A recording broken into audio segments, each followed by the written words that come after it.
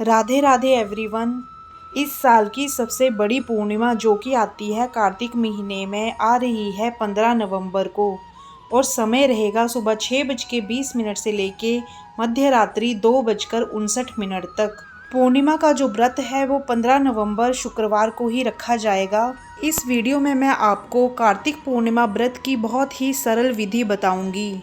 इस दिन भगवान श्री हरि विष्णु, तुलसी मैया और गंगा मैया की पूजा की जाती है। पूजा का समय सुबह 6:44 से लेके 10:45 तक रहेगा।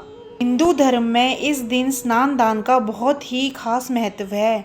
लोग किसी भी पवित्र नदी या घाट पे जाके ब्रह्म मुहूर्त में उठ के स्नान दान करते हैं। जो लोग नहीं जा सकते वो घर में ही नहाने के पानी में गंगा जल मिलाकर स्नान कर सकते हैं।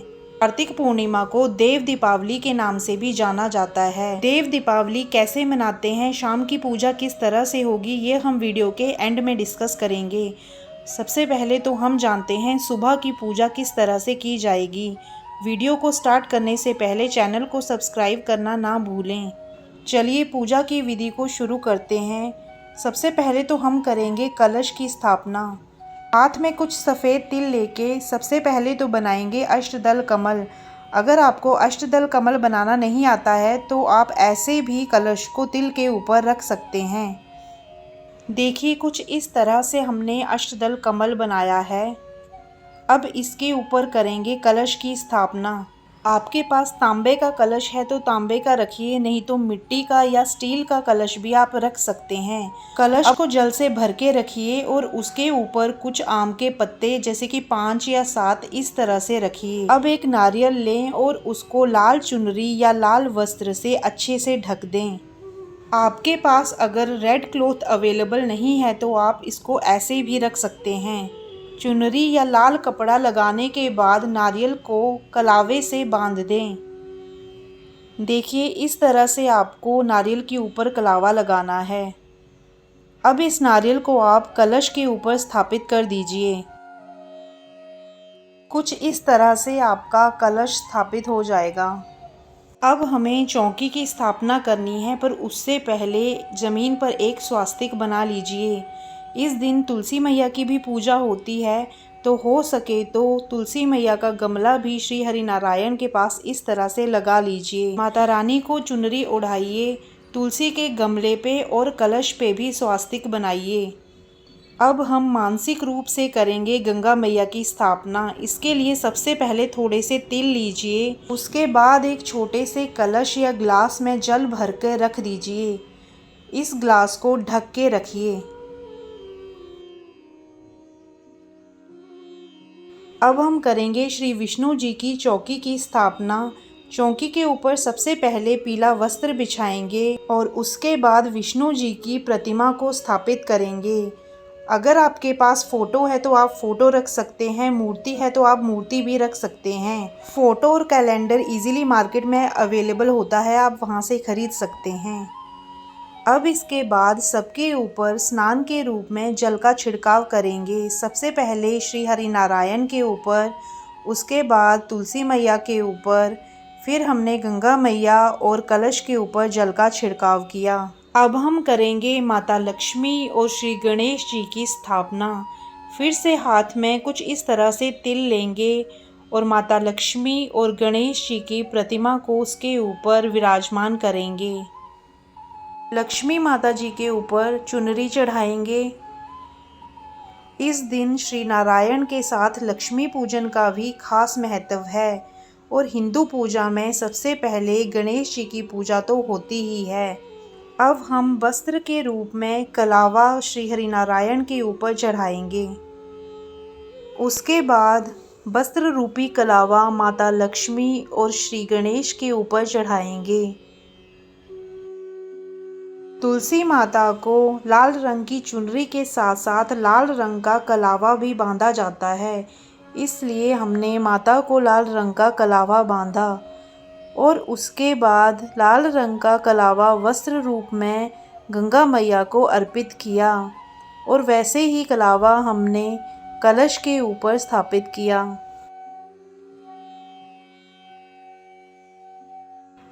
अब बारी आती है तिलक की। लाल रंग की रोली या सिंदूर का तिलक श्री गणेश जी को, माता लक्ष्मी को, श्री हरि नारायण, तुलसी माता और गंगा मैया को लगाएं।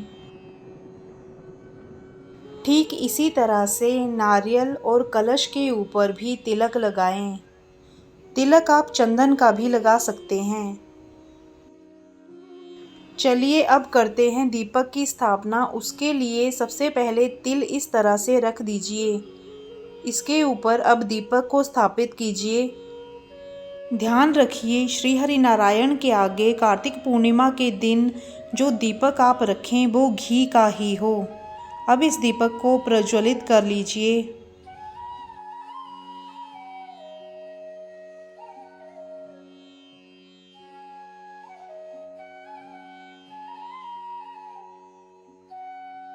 अब हम करेंगे पुष्प अर्पित। सबसे पहले श्री गणेश जी को पुष्प अर्पित कीजिए। उसके बाद माता लक्ष्मी और श्री हरि नारायण को पुष्प अर्पित कीजिए। अब ठीक इसी तरह से तुलसी मैया, गंगा मैया और कलश के ऊपर भी पुष्प अर्पित कीजिए।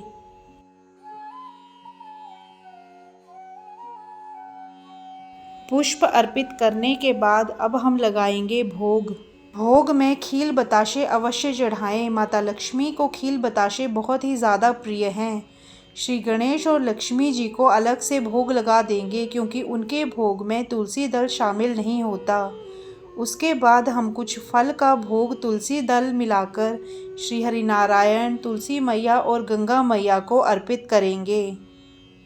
अब दाएं हाथ में सिक्का, पुष्प और जल लेके व्रत का संकल्प कीजिए। उसके बाद इसी मुद्रा में मतलब हाथ में पुष्प और सिक्का लेके कार्तिक पूर्णिमा की कथा सुनिए। इस कथा में आप श्री हरि नारायण, माता लक्ष्मी और तुलसी मैया की कथा सुन सकते हैं। इसके साथ ही आप कार्तिकेय और गणेश जी की कथा भी सुन सकते हैं। कम से कम 2 कथा तो इस व्रत में आप ज़रूर सुनिए। महालक्ष्मी और तुलसी मैया की कथा चैनल पे हमने अपलोड कर दी है। आप चैनल विज़िट कर कथा सुन सकते हैं। कथा सुनने के बाद ये पुष्प और सिक्का श्री हरि नारायण को अर्पित कर दीजिए और हाथ जोड़कर उन्हें प्रणाम कीजिए। सबसे पहले तो घंटी बजाकर श्री हरि नारायण, माता लक्ष्मी, श्री गणेश और गंगा मैया का आह्वान कीजिए और साथ ही साथ तुलसी मैया का भी स्मरण कीजिए। फिर जो दीपक आपने प्रज्वलित किया है उसे हाथ में लेके सबसे पहले तो श्री गणेश जी की आरती उतारिए। उसके बाद माता लक्ष्मी और सत्यनारायण की आरती उतारिए। उसके बाद सुहाग का सामान और दक्षिणा में कुछ पैसे तुलसी देवी और गंगा मैया को अर्पित कीजिए। फिर हाथ जोड़ के माता तुलसी और गंगा मैया की भी आरती कीजिए। उसके बाद हाथ जोड़ के श्री हरि नारायण से अपने परिवार की सुख समृद्धि की कामना करें और मन ही मन ये बोलिए कि हे श्री हरि नारायण, इस व्रत में अगर हमसे कोई भूल चूक हो जाए तो हमें माफ़ कर दीजिएगा। अब सबसे अंत में हम लगाएंगे श्री हरि नारायण और तुलसी मैया की परिक्रमा।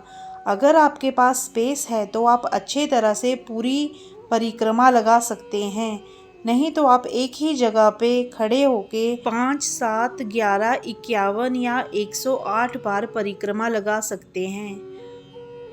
बस फिर अंत में हाथ जोड़कर भगवान को प्रणाम कीजिए। इस दिन परिक्रमा का भी एक विशेष महत्व है, इसलिए अपनी इच्छा के अनुसार जितनी भरी भी आप चाहें उस तरह से आप परिक्रमा लगा सकते हैं, पर ज़रूर लगाएं।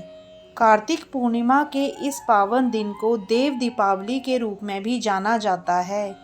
देव दीपावली का अर्थ है देवताओं की दिवाली। ऐसी मान्यता है कि भगवान शिव ने कार्तिक पूर्णिमा के दिन त्रिपुरासुर नामक राक्षस का वध किया था। त्रिपुरासुर नामक राक्षस के अंत की खुशी में देवताओं ने संपूर्ण स्वर्गलोक को दियों से प्रकाशित कर दिया था। इसलिए इस दिन को दीपावली के रूप में भी मनाया जाता है और इसी कारण से इस पूर्णिमा को त्रिपुरी पूर्णिमा या त्रिपुरारी पूर्णिमा के नाम से भी जाना जाता है।